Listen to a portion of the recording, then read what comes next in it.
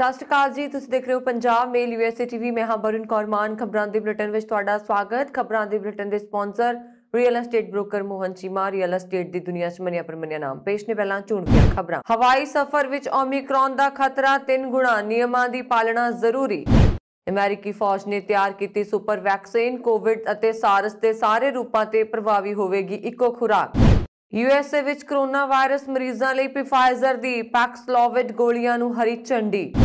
America ਵਿੱਚ Covid ਰਾਹਤ fund ਵਿੱਚੋਂ ਲਗਭਗ 76 ਖਰਬ ਰੁਪਏ ਦੀ ਚੋਰੀ। ਟਰੂਡੋ ਦੇ ਸਟਾਫ ਅਤੇ ਸੁਰੱਖਿਆ ਨਾਲ ਸੰਬੰਧਿਤ 6 ਮੈਂਬਰ ਪਾਏ ਗਏ ਕੋਰੋਨਾ ਪੋਜ਼ਿਟਿਵ। ਅਮਰੀਕੀਆਂ ਤੇ ਹੋਏ ਅੱਤਵਾਦੀ ਹਮਲੇ ਦੀ ਜਾਣਕਾਰੀ ਦੇ ਲਈ $50 ਲੱਖ ਇਨਾਮ ਦਾ ਐਲਾਨ। ਤੇ ਹੁਣ ਇਹਨਾਂ ਖਬਰਾਂ ਦਾ ਵਿਸਥਾਰ।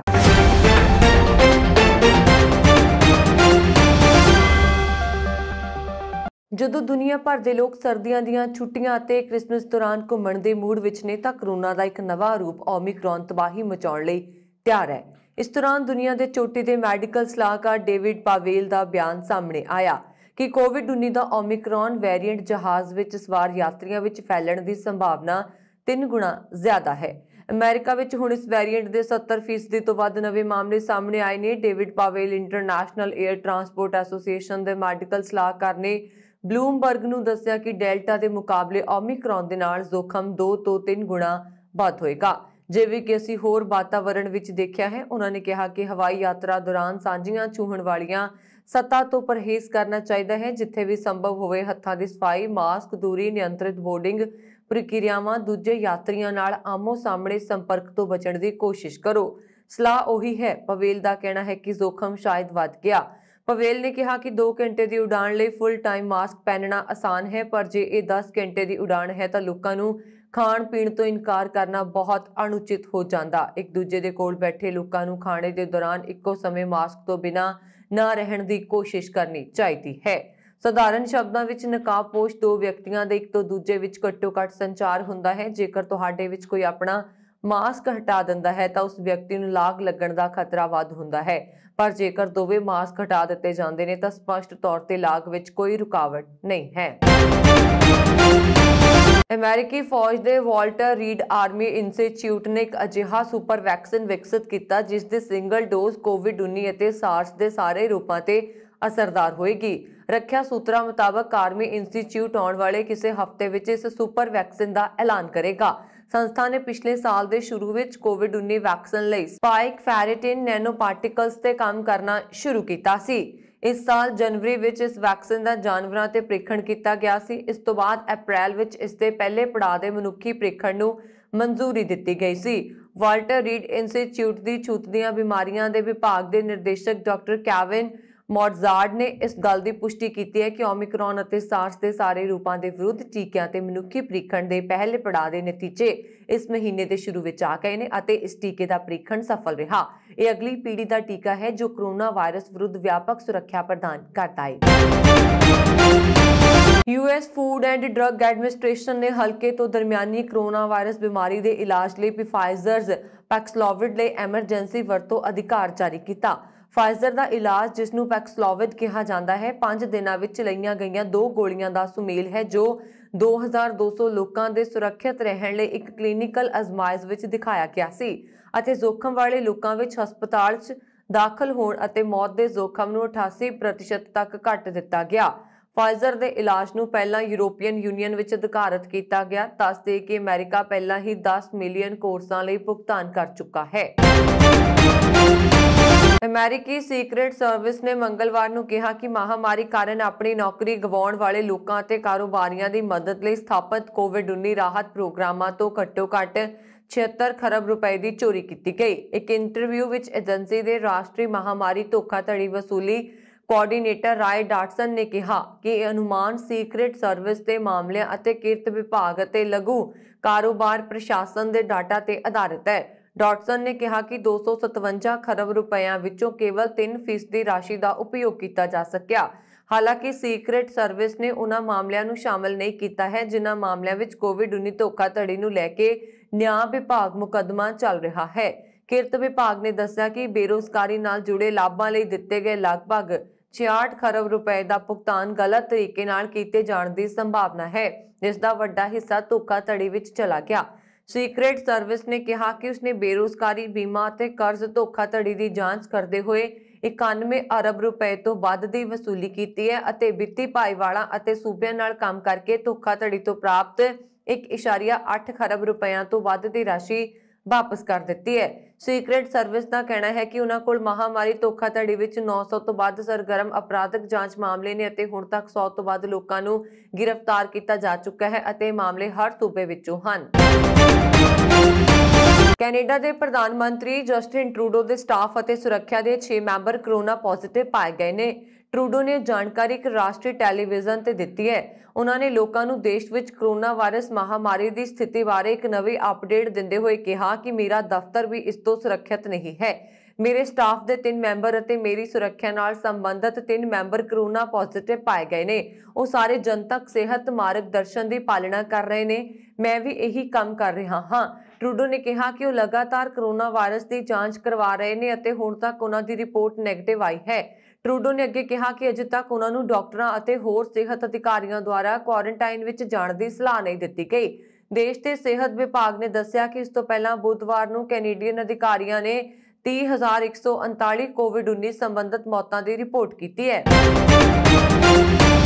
ਅਮਰੀਕੀ ਵਿਦੇਸ਼ ਵਿਭਾਗ ਦੀ ਡਿਪਲੋਮੈਟਿਕ ਸੁਰੱਖਿਆ ਸੇਵਾ ਦੇ ਰਿਵਾਰਡਜ਼ਰ ਫਾਰ ਜਸਟਿਸ ਦਫ਼ਤਰ ਦੇ ਬੰਗਲਾਦੇਸ਼ ਦੇ ਢਾਕਾ ਵਿੱਚ 2015 ਨੂੰ ਹੋਏ ਅੱਤਵਾਦੀ ਹਮਲੇ ਦੀ ਜਾਣਕਾਰੀ ਦੇਣ ਲਈ ਇਨਾਮ ਦੇਣ ਦੀ ਪੇਸ਼ਕਸ਼ ਕੀਤੀ ਹੈ। ਇਸ ਹਮਲੇ ਵਿੱਚ ਹਮਲਾਵਰਾਂ ਨੇ ਅਮਰੀਕੀ ਨਾਗਰਿਕ ਅਭਿਜੀਤ ਰਾਏ ਦੀ ਚਾਕੂ ਨਾਲ ਹਮਲਾ ਕਰਕੇ ਹੱਤਿਆ ਕਰ ਦਿੱਤੀ ਸੀ ਅਤੇ ਉਸਦੀ ਪਤਨੀ ਰਫੀਦਾ ਅਹਿਮਦ ਗੰਭੀਰ ਰੂਪ ਨਾਲ ਜ਼ਖਮੀ ਹੋ ਗਏ ਸੀ।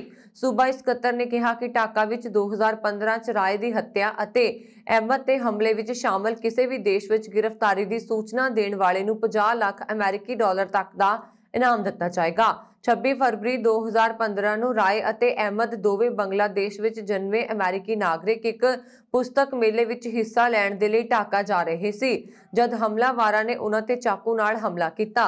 ਇਸ ਵਿੱਚ ਰਾਏ ਦੀ ਮੌਤ ਹੋ ਗਈ ਅਤੇ ਅਹਿਮਦ ਗੰਭੀਰ ਰੂਪ ਨਾਲ ਜ਼ਖਮੀ ਹੋ ਗਏ ਸੀ। ਅਮਰੀਕੀ ਵਿਦੇਸ਼ ਵਿਭਾਗ ਨੇ ਬਿਆਨ ਵਿੱਚ ਕਿਹਾ ਕਿ ਇਸ ਮਾਮਲੇ ਦੀ ਜਾਂਚ ਜਾਰੀ ਹੈ ਅਤੇ ਅਸੀਂ ਅਜਿਹੀ ਜਾਣਕਾਰੀ ਮੰਗ ਰਹੇ ਹਨ ਜੋ ਇਸ ਅੱਤਵਾਦੀ ਹਮਲੇ ਦੇ ਅਪਰਾਧੀਆਂ ਨੂੰ ਨਿਆਂ ਦਿਵਾਉਣ ਵਿੱਚ ਲਾਅ ਇਨਫੋਰਸਮੈਂਟ ਏਜੰਸੀਆਂ ਦੀ ਸਹਾਇਤਾ ਕਰੇਗੀ। ਬੰਗਲਾਦੇਸ਼ ਵਿੱਚ ਕੁੱਲ 6 ਵਿਅਕਤੀਆਂ ਨੂੰ ਦੋਸ਼ੀ ਠਹਿਰਾਇਆ ਗਿਆ, ਫਿਰ ਉਹਨਾਂ ਤੇ ਮੁਕੱਦਮਾ ਚਲਾਇਆ ਗਿਆ। ਸਾਜ਼ਿਸ਼ ਘਾੜਿਆਂ ਵਿੱਚੋਂ 2 ਸਈਦ ਜ਼ਿਆਉਲ ਹਕ ਉਰਫ ਮੇਜਰ ਜ਼ਿਆ ਅਤੇ ਅਕਰਮ ਹੁਸੈਨ ਦੀ ਗੈਰ ਹਾਜ਼ਰੀ ਵਿੱਚ ਮੁਕੱਦਮਾ ਚਲਾਇਆ ਗਿਆ ਅਤੇ ਉਹ ਗੁੰਮ ਰਹੇ।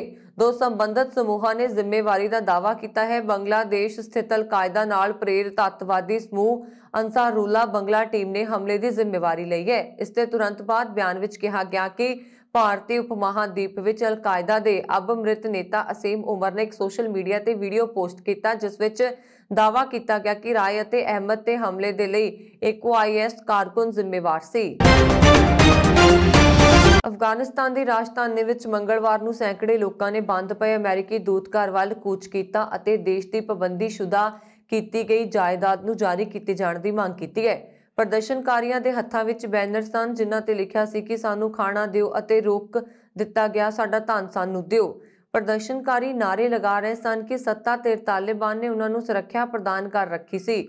ਮੱਧ ਅਗਸਤ ਵਿੱਚ ਤਾਲਿਬਾਨ ਦੇ ਸੱਤਾ ਤੇ ਕਾਬਜ਼ ਹੋਣ ਤੋਂ ਬਾਅਦ ਅਫਗਾਨਿਸਤਾਨ ਲਈ ਕੌਮਾਂਤਰੀ ਵਿੱਤੀ ਸਹਾਇਤਾ ਬਰਖਾਸਤ ਕਰ ਦਿੱਤੀ ਗਈ ਸੀ ਅਤੇ ਵਿਦੇਸ਼ ਖਾਸ ਕਰਕੇ ਅਮਰੀਕਾ ਵਿੱਚ ਦੇਸ਼ ਦੀ ਅਰਬਾਂ ਡਾਲਰ ਦੀ ਜਾਇਦਾਦ ਰੋਕ ਲਗਾ ਦਿੱਤੀ ਗਈ ਸੀ। ਪਹਿਲਾਂ ਤੋਂ ਮੁਸ਼ਕਿਲ ਸਥਿਤੀ ਦਾ ਸਾਹਮਣਾ ਕਰ ਰਹੀ ਅਫਗਾਨਿਸਤਾਨ ਦੀ ਆਰਥਿਕਤਾ ਗ੍ਰਾਂਟ ਰੁਕ ਜਾਣ ਨਾਲ ਬੁਰੀ ਤਰ੍ਹਾਂ ਤਬਾਹ ਹੋ ਗਈ ਹੈ ਅਤੇ ਸਹਾਇਤਾ ਸੰਗਠਨਾਂ ਨੇ ਦੇਸ਼ ਵਿੱਚ ਭਾਰੀ ਮਨੁੱਖੀ ਤਰਾਸਦੀ ਪੈਦਾ ਹੋਣ ਦੀ ਚੇਤਾਵਨੀ ਦਿੱਤੀ ਹੈ। ਅਮਰੀਕੀ ਸੰਸਦ ਮੈਂਬਰਾਂ ਨੇ ਬਾਈਡਨ ਪ੍ਰਸ਼ਾਸਨ ਨੂੰ ਅਫਗਾਨਿਸਤਾਨ ਦੇ ਕੇਂਦਰੀ ਬੈਂਕ ਦੇ ਭੰਡਾਰ ਨੂੰ 9.4 ਮਿਲੀਅਨ ਡਾਲਰ ਦੀ ਰਕਮ ਤੋਂ ਮੁਕਤ ਕਰਨ ਦੀ ਬੇਨਤੀ ਕੀਤੀ ਹੈ। ਰਾਸ਼ਟਰਪਤੀ ਨੂੰ ਲਿਖੇ ਪੱਤਰ ਵਿੱਚ ਡੈਮੋਕ੍ਰੈਟਿਕ US ਹਾਊਸ ਦੇ ਮੈਂਬਰਾਂ ਨੇ ਕਿਹਾ ਕਿ ਉਹ ਅਮਰੀਕੀ ਸਹਿਯੋਗੀਆਂ ਅਤੇ ਮਨੁੱਖੀ ਮਾਹਿਰਾਂ ਨਾਲ ਖੜੇ ਹਨ ਜੋ ਸੰਯੁਕਤ ਰਾਜ ਅਮਰੀਕਾ ਤੋਂ ਸਖਤ ਆਰਥਿਕ ਉਪਾਵਾਂ ਤੋਂ ਬਚਣ ਦੀ ਬੇਨਤੀ ਕਰਦੇ ਹਨ ਤੇ ਸਿੱਧੇ ਅਫਗਾਨ ਪਰਿਵਾਰਾਂ ਅਤੇ ਬੱਚਿਆਂ ਨੂੰ ਨੁਕਸਾਨ ਪਹੁੰਚਾਉਣਗੇ। ਭਾਰਤੀ ਮੂਲ ਦੇ ਇੱਕ ਵਿਅਕਤੀ ਨੂੰ ਲੰਡਨ ਵਿੱਚ ਆਪਣੇ ਘਰ 'ਚ ਬੰਦੂਕ ਲੁਕਾਉਣ ਦੇ ਜੁਰਮ ਵਿੱਚ 6 ਸਾਲ ਦੀ ਸਜ਼ਾ ਸੁਣਾਈ ਗਈ ਹੈ। ਸੋਮਵਾਰ ਨੂੰ ਪਵਨਦੀਪ ਸੰਧੂ ਨੂੰ ਪੂਰਬੀ ਲੰਡਨ ਦੀ ਸਨੇਲਸਬਰੁਕ ਕਰਾਊਨ ਕੋਰਟ ਨੇ ਸਜ਼ਾ ਸੁਣਾਈ। ਉਸਦੇ ਘਰ ਦੇ ਅਲਮਾਰੀ ਤੋਂ ਪਾਬੰਦੀਸ਼ੁਦਾ ਬੰਦੂਕ ਬਰਾਮਦ ਹੋਈ ਸੀ। 21 ਸਾਲਾ ਸੰਧੂ ਨੂੰ ਚਾਕੂ ਰੱਖਣ ਲਈ ਪਹਿਲਾਂ ਹੀ ਮੁਅੱਤਲ ਸਜ਼ਾ ਲਈ 3 ਮਹੀਨਿਆਂ ਦੀ ਸਜ਼ਾ ਦਾ ਸਾਹਮਣਾ ਕਰਨਾ ਪਏਗਾ। ਮੈਟਰੋਪੋਲੀਟਨ ਪੁਲਿਸ ਦੇ ਸਪੈਸ਼ਲਿਸਟ ਕ੍ਰਾਈਮ ਕਮਾਂਡ ਦੇ ਡਿਟੈਕਟਿਵ ਇੰਸਪੈਕਟਰ ਗਲੇਨ ਬਟਲਰ ਨੇ ਕਿਹਾ ਕਿ ਮੈਟਰੋਪੋਲੀਟਨ ਪੁਲਿਸ ਹਮੇਸ਼ਾ ਬੰਦੂਕਾਂ ਤੇ ਚਾਕੂਆਂ ਸਮੇਤ ਘਾਤਕ ਹਥਿਆਰਾਂ ਨੂੰ ਲੰਡਨ ਦੀਆਂ ਸੜਕਾਂ ਤੋਂ ਹਟਾਉਣ ਲਈ ਕੰਮ ਕਰਦੀ ਹੈ ਜੋ ਸਾਡੇ ਭਾਈਚਾਰੇ ਲਈ ਖਤਰਾ ਹਨ। ਮੈਨੂੰ ਬਹੁਤ ਖੁਸ਼ੀ ਹੈ ਕਿ ਇੱਕ ਹੋਰ ਮਾਰੂ ਹਥਿਆਰ ਹਟਾ ਦਿੱਤਾ ਗਿਆ ਹੈ ਅਤੇ ਇਹ ਸਜ਼ਾ ਦਰਸਾਉਂਦੀ ਹੈ ਕਿ ਸੰਧੂ ਦਾ ਅਪਰਾਧ ਕਿੰਨਾ ਗੰਭੀਰ ਸੀ। ਜਿਹੜੇ ਲੋਕ ਹਥਿਆਰ ਰੱਖਦੇ ਨੇ ਅਤੇ ਲੁਕਾਉਣ ਦੀ ਕੋਸ਼ਿਸ਼ ਕਰਦੇ ਨੇ ਉਹਨਾਂ ਨੂੰ ਸਮਝ ਲੈਣਾ ਚਾਹੀਦਾ ਹੈ ਕਿ ਅਸੀਂ ਲੋਕਾਂ ਦੀ ਰੱਖਿਆ ਅਤੇ ਇਸ ਸਥਿਤੀ ਦਾ ਮੁਕਾਬਲਾ ਕਰਨ ਲਈ ਹਰ ਉਪਕਰਨ ਵਰਤਾਂਗੇ ਅਤੇ ਆਪਣੇ ਭਾਈਚਾਰੇ ਨੂੰ ਅਤੇ ਗੰਭੀਰ ਹਿੰਸਾ ਕਰਨ ਦਾ ਇਰਾਦਾ ਰੱਖਣ ਵਾਲਿਆਂ ਨੂੰ ਸਲਾਖਾਂ ਪਿੱਛੇ ਸੁੱਟਾਂਗੇ। 30 ਜੂਨ ਨੂੰ ਸੰਧੂ ਨੂੰ ਪੂਰਬੀ ਲੰਡਨ ਦੇ ਇਲਫੋਰਡ ਵਿੱਚ 7 ਕਿੰਗਸ ਪਾਰਕ ਵਿੱਚ ਪੁਲਿਸ ਅਧਿਕਾਰੀਆਂ ਨੇ ਹਿਰਾਸਤ ਵਿੱਚ ਲਿਆ ਸੀ, ਜਿੱਥੋਂ ਉਸਦੇ 2 ਸਾਥੀ ਭੱਜ ਗਏ ਸਨ। ਤਲਾਸ਼ੀ ਦੌਰਾਨ ਉਸਦੇ ਕਬਜ਼ੇ ਵਿੱਚੋਂ 492 ਪੌਂਡ ਨਕਦ, ਇੱਕ ਆਈਫੋਨ 8, ਇੱਕ ਕਾਰ ਦੀ ਚਾਬੀ ਅਤੇ ਹੋਰ ਨਿੱਜੀ ਸਮਾਨ ਬਰਾਮਦ ਹੋਇਆ ਸੀ। ਵਾਈਟ ਹਾਊਸ ਦੇ ਰਾਸ਼ਟਰੀ ਸੁਰੱਖਿਆ ਸਲਾਹਕਾਰ ਜੇਕ ਸੁਲੀਵਨ ਨੇ ਬੁੱਧਵਾਰ ਨੂੰ ਕਿਹਾ ਕਿ ਅਮਰੀਕਾ ਤੇ ਇਜ਼ਰਾਈਲ ਨੂੰ ਇੱਕ ਸਾਂਝੀ ਰਣਨੀਤੀ ਦੀ ਲੋੜ ਹੈ ਕਿਉਂਕਿ ਵਿਸ਼ਵ ਦੇ ਸ਼ਕਤੀਸ਼ਾਲੀ ਦੇਸ਼ ਈਰਾਨ ਨਾਲ ਇੱਕ ਨਵੇਂ ਪਰਮਾਣੂ ਸਮਝੌਤੇ ਤੇ ਗੱਲਬਾਤ ਕਰ ਰਹੇ ਨੇ। ਸੁਲੀਵਨ ਨੇ ਯਰੂਸ਼ਲਮ ਇਜ਼ਰਾਈਲ ਦੇ ਪ੍ਰਧਾਨ ਮੰਤਰੀ ਨਫਤਾਲੀ ਬੈਨੇਟ ਅਤੇ ਹੋਰ ਇਜ਼ਰਾਈਲੀ ਸੁਰੱਖਿਆ ਅਧਿਕਾਰੀਆਂ ਨਾਲ ਬੈਠਕ ਤੋਂ ਪਹਿਲਾਂ ਇਹ ਗੱਲ ਕਹੀ। ਉਹਨਾਂ ਨੇ ਕਿਹਾ ਕਿ ਬੈਠਕ ਸੁਰੱਖਿਆ ਮੁੱਦਿਆਂ ਤੇ ਸਾਡੇ ਦੋਵਾਂ ਦੇਸ਼ਾਂ ਲਈ ਇੱਕ ਮਹੱਤਵਪੂਰਨ ਮੋੜ ਤੇ ਪਹੁੰਚ ਗਈ ਹੈ। ਵਿਸ਼ਵ ਸ਼ਕਤੀਆਂ ਅਤੇ ਈਰਾਨ ਨੇ ਤਹਿਰਾਨ ਦੇ ਪਰਮਾਣੂ ਪ੍ਰੋਗਰਾਮ ਤੇ ਰੋਕ ਲਾਉਣ ਲਈ ਇੱਕ ਸਮਝੌਤੇ ਨੂੰ ਬਹਾਲ ਕਰਨ ਲਈ ਪਿਛਲੇ ਮਹੀਨੇ ਬਿਆਨਾਂ 'ਚ ਗੱਲਬਾਤ ਨੂੰ ਫਿਰ ਤੋਂ ਸ਼ੁਰੂ ਕੀਤਾ ਹੈ। ਈਰਾਨ ਦੇ ਵਾਰਤਾਕਾਰ ਨੂੰ ਸਲਾਹ ਮਸ਼ਵਰੇ ਲਈ ਤਹਿਰਾਨ ਪਰਤਣ ਦੀ ਇਜਾਜ਼ਤ ਦੇਣ ਲਈ ਪਿਛਲੇ ਹਫ਼ਤੇ ਗੱਲਬਾਤ ਤੇ ਵਿਰਾਮ ਲੱਗ ਗਿਆ ਸੀ।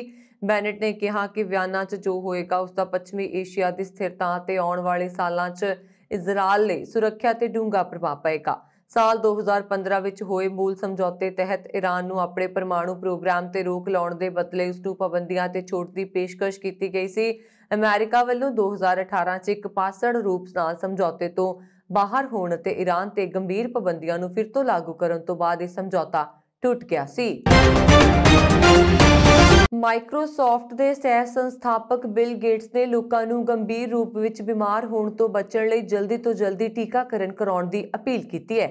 ਉਹਨਾਂ ਨੇ ਸਾਵਧਾਨ ਕੀਤਾ ਹੈ ਕਿ ਓਮਿਕਰੌਨ ਵੈਰੀਐਂਟ ਦੇ ਮਾਮਲਿਆਂ ਵਿੱਚ ਵਾਧਾ ਮਹਾਮਾਰੀ ਦੇ ਸਭ ਤੋਂ ਭਿਆਨਕ ਹਿੱਸੇ ਵਜੋਂ ਉੱਭਰ ਸਕਦਾ ਹੈ।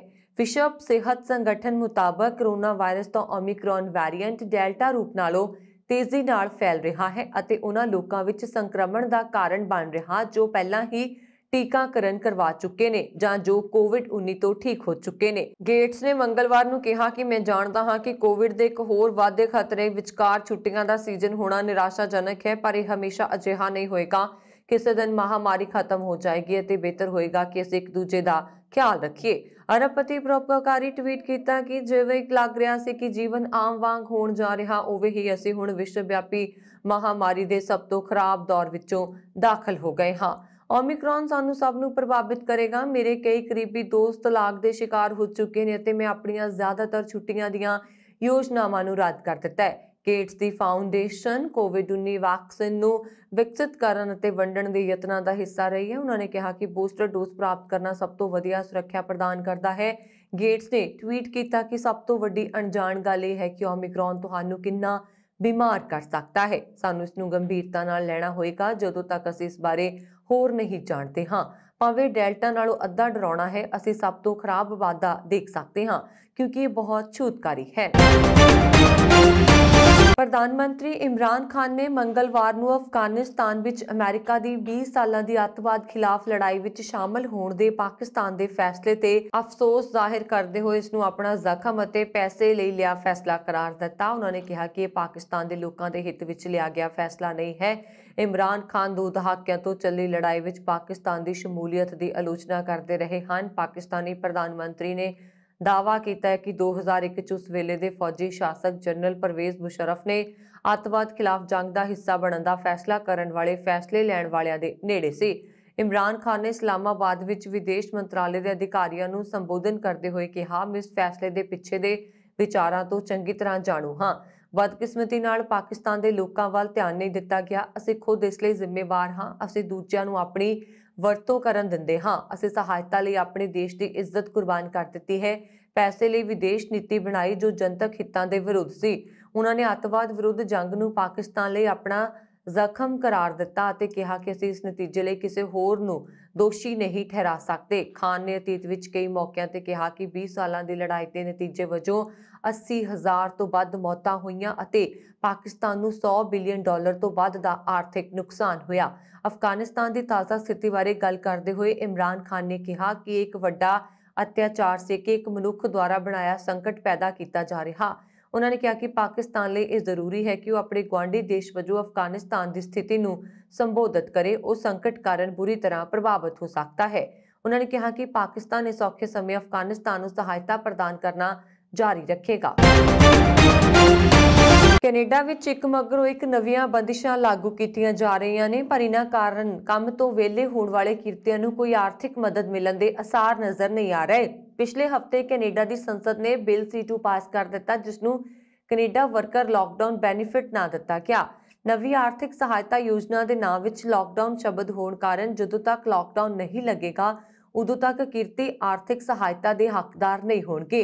ਕੈਨੇਡਾ ਵਰਕਰ ਲਾਕਡਾਊਨ ਬੈਨੀਫਿਟ ਅਧੀਨ 24 ਅਕਤੂਬਰ 2021 ਤੋਂ 7 ਮਈ 2022 ਤੱਕ ਆਰਥਿਕ ਸਹਾਇਤਾ ਮੁਹੱਈਆ ਕਰਵਾਉਣ ਦਾ ਐਲਾਨ ਕੀਤਾ ਗਿਆ, ਪਰ ਕੋਈ ਕਿਰਤੀ $300 ਪ੍ਰਤੀ ਹਫ਼ਤਾ ਦੀ ਸਹਾਇਤਾ ਨਹੀਂ ਮੰਗ ਸਕਦਾ ਕਿਉਂਕਿ ਮੁਲਕ ਦੇ ਕਿਸੇ ਵੀ ਹਿੱਸੇ ਵਿੱਚ ਲਾਕਡਾਊਨ ਨਹੀਂ ਲੱਗਿਆ। ਮਿਆਂਮਾਰ ਦੇ ਇੱਕ ਖਾਨ ਵਿੱਚ ਜ਼ਮੀਨ ਧੱਸਣ ਕਾਰਨ 20 ਮਜ਼ਦੂਰਾਂ ਦੀ ਮੌਤ ਹੋ ਗਈ। ਰਾਹਤ ਅਤੇ ਬਚਾਅ ਦਲ ਰਾਹਤ ਕਾਰਜ ਵਿੱਚ ਲੱਗੇ ਹੋਏ ਨੇ। ਰੈਸਕਿਊ ਟੀਮ ਮੁਤਾਬਕ ਕਾਚਨ ਰਾਜ ਵਿੱਚ ਹਪਕਾਂਤ ਦੀ ਖਾਨ ਵਿੱਚ ਸਵੇਰੇ 4 ਵਜੇ ਜ਼ਮੀਨ ਧੱਸ ਗਈ। ਕਾਚਨ ਨੈਟਵਰਕ ਡਿਵੈਲਪਮੈਂਟ ਫਾਊਂਡੇਸ਼ਨ ਦੇ ਅਧਿਕਾਰੀ ਨੇ ਦੱਸਿਆ ਕਿ ਖਾਨ ਦਾ ਮਲਬਾ ਆਪਣੇ ਨਾਲ ਕਰੀਬ 70 ਤੋਂ 80 ਲੋਕਾਂ ਨੂੰ ਝੀਲ ਵਿੱਚ ਵਹਾ ਕੇ ਲੈ ਗਿਆ। ਰਿਪੋਰਟ ਮੁਤਾਬਕ ਵੱਡੀ ਗਿਣਤੀ ਵਿੱਚ ਲੋਕ ਜ਼ਖਮੀ ਹੋਏ ਨੇ। ਹੁਣ ਤੱਕ 25 ਜ਼ਖਮੀਆਂ ਨੂੰ ਹਸਪਤਾਲ ਵਿੱਚ ਦਾਖਲ ਕਰਵਾਇਆ ਗਿਆ। ਕੁਝ ਲੋਕ ਕਿਸ਼ਤੀ ਜ਼ਰੀਏ ਖਾਨ ਦੇ ਕੋਲ ਦੀ ਝੀਲ ਵਿੱਚ ਲਾਪਤਾ ਹੋਏ ਲੋਕਾਂ ਨੂੰ ਲੱਭ ਰਹੇ ਨੇ। 200 ਤੋਂ ਜ਼ਿਆਦਾ ਬਚਾਅ ਕਰਮੀ ਰਾਹਤ ਕਾਰਜ ਵਿੱਚ ਲੱਗੇ ਹੋਏ ਨੇ। ਹਪਕਾਂਤ ਦੀ ਖਾਨ ਹਾਦਸਿਆਂ ਦੇ ਕਾਰਨ ਚਰਚਾ ਵਿੱਚ ਰਹਿੰਦੀ ਹੈ। ਇਨ੍ਹਾਂ ਖਾਨਾਂ ਵਿੱਚ ਵੱਡੀ ਗਿਣਤੀ 'ਚ ਮਜ਼ਦੂਰ ਕੰਮ ਕਰਦੇ ਨੇ। ਕੁਝ ਸਮੇਂ ਪਹਿਲਾਂ ਹੀ ਜ਼ਮੀਨ ਧੱਸਣ ਕਾਰਨ ਇੱਥੇ 6 ਲੋਕਾਂ ਦੀ ਮੌਤ ਹੋ ਗਈ।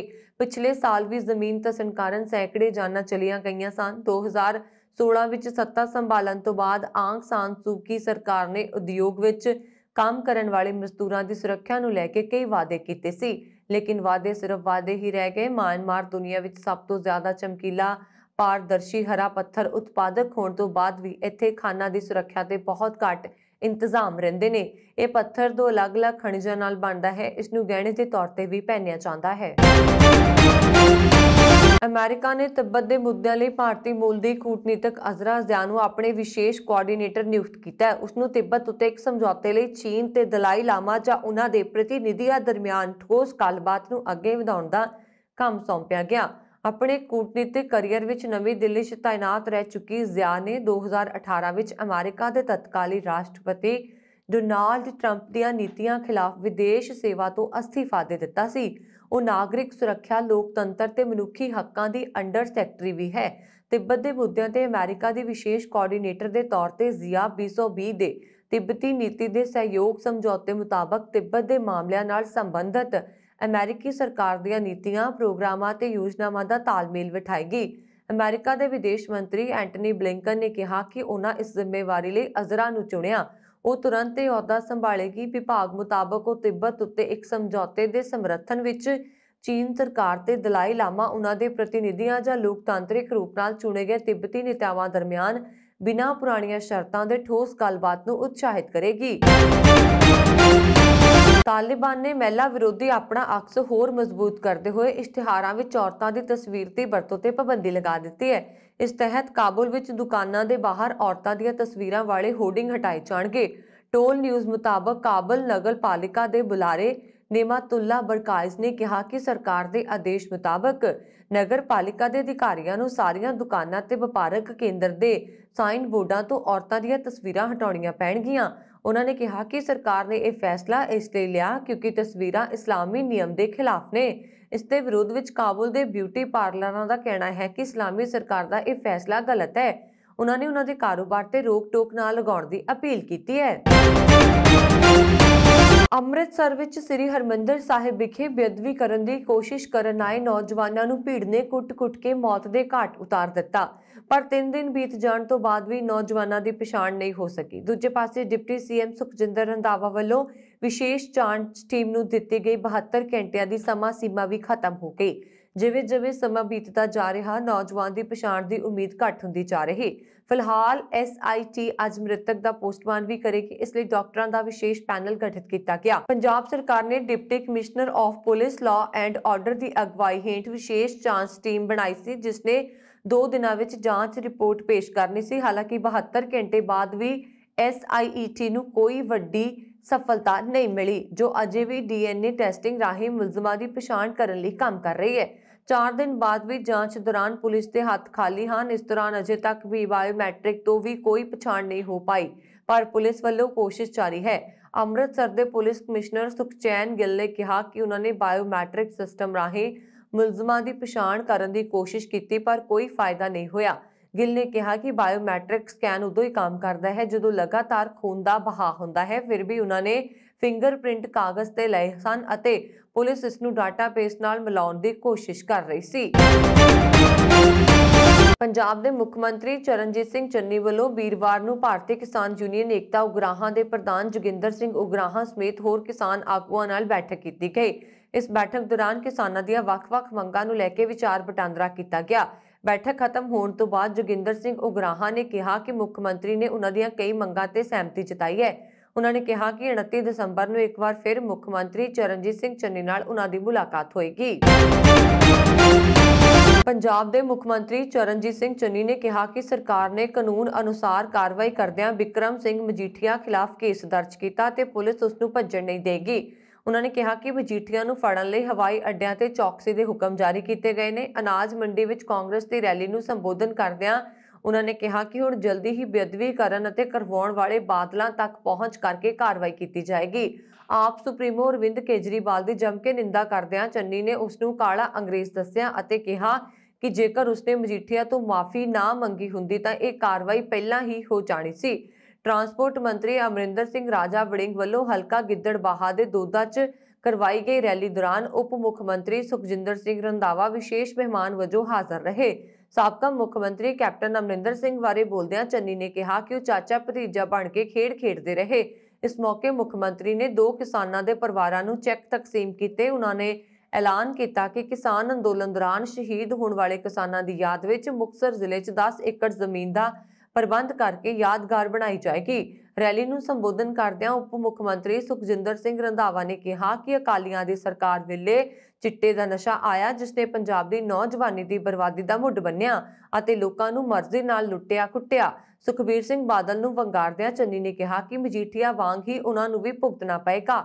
ਇਸ ਦੌਰਾਨ ਗਿੱਦੜਬਾਹਾ 'ਚ ਮਾਰਕਫੈਡ ਦੀ ਸਰਕਾਰੀ ਪਸ਼ੂਆਂ ਦੀ ਫੀਡ ਫੈਕਟਰੀ ਲਈ 14.5 ਕਰੋੜ ਦੀ ਗ੍ਰਾਂਟ ਦਾ ਵੀ ਐਲਾਨ ਕੀਤਾ ਗਿਆ।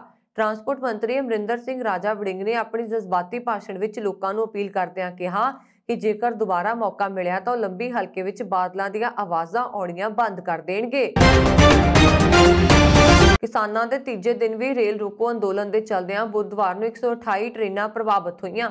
ਕਿਸਾਨਾਂ ਨੇ ਅੰਮ੍ਰਿਤਸਰ, ਵਿਆਸ ਸੈਕਸ਼ਨ, ਫਿਰੋਜ਼ਪੁਰ, ਬਠਿੰਡਾ, ਜਲੰਧਰ, ਲੁਧਿਆਣਾ, ਜਲੰਧਰ, ਪਠਾਨਕੋਟ ਅਤੇ ਟਾਂਡਾ, ਉੜਮੁੜ, ਖੁੱਡਾ, ਕੁਰਾਲਾ ਤੋਂ ਇਲਾਵਾ ਹੁਣ ਫਾਜ਼ਿਲਕਾ ਅਤੇ ਮੋਗਾ ਦੇ ਰੇਲਵੇ ਟਰੈਕ ਤੇ ਧਰਨਾ ਸ਼ੁਰੂ ਕਰ ਦਿੱਤਾ ਹੈ। ਇਸ ਕਾਰਨ ਰੇਲ ਡਿਵੀਜ਼ਨ ਫਿਰੋਜ਼ਪੁਰ ਦੀਆਂ 59 ਟ੍ਰੇਨਾਂ ਰੱਦ ਕਰ ਦਿੱਤੀਆਂ ਗਈਆਂ। ਉੱਥੇ ਹੀ 35 ਮੇਲ ਐਕਸਪ੍ਰੈਸ ਟ੍ਰੇਨਾਂ ਨੂੰ ਸ਼ਾਰਟ ਟਰਮੀਨੇਟ ਕਰ ਦਿੱਤਾ ਗਿਆ। ਇਸ ਤੋਂ ਇਲਾਵਾ 35 ਟ੍ਰੇਨਾਂ ਨੂੰ ਹੋਰ ਸਟੇਸ਼ਨਾਂ ਤੇ ਰੋਕਣ ਤੋਂ ਬਾਅਦ ਉੱਥੋਂ ਉਹਨਾਂ ਦੇ ਨਿਰਧਾਰਤ ਸਟੇਸ਼ਨ ਤੇ ਰਵਾਨਾ ਕੀਤਾ ਜਾ ਰਿਹਾ। ਇਹ ਟ੍ਰੇਨਾਂ ਪੰਜਾਬ ਵਿੱਚ ਦਾਖਲ ਨਹੀਂ ਹੋ ਰਹੀਆਂ। ਇਸ ਸੰਬੰਧੀ ਕਿਸਾਨ ਮਜ਼ਦੂਰ ਸੰਘਰਸ਼ ਕਮੇਟੀ ਦੇ ਜਨਰਲ ਸਕੱਤਰ ਸਰਵਣ ਸਿੰਘ ਪੰਧੇਰ ਨੇ ਦੱਸਿਆ ਕਿ ਉਹਨਾਂ ਦੀ ਯੂਨੀਅਨ ਵੱਲੋਂ ਅੰਮ੍ਰਿਤਸਰ ਵਿੱਚ IG border zone, deputy commissioner Amritsar ਅਤੇ SSP ਨਾਲ ਮੀਟਿੰਗ ਕੀਤੀ ਗਈ ਸੀ, ਪਰ ਉਹਨਾਂ ਦੀਆਂ ਮੰਗਾਂ ਦਾ ਕੋਈ ਹੱਲ ਨਾ ਨਿਕਲਿਆ।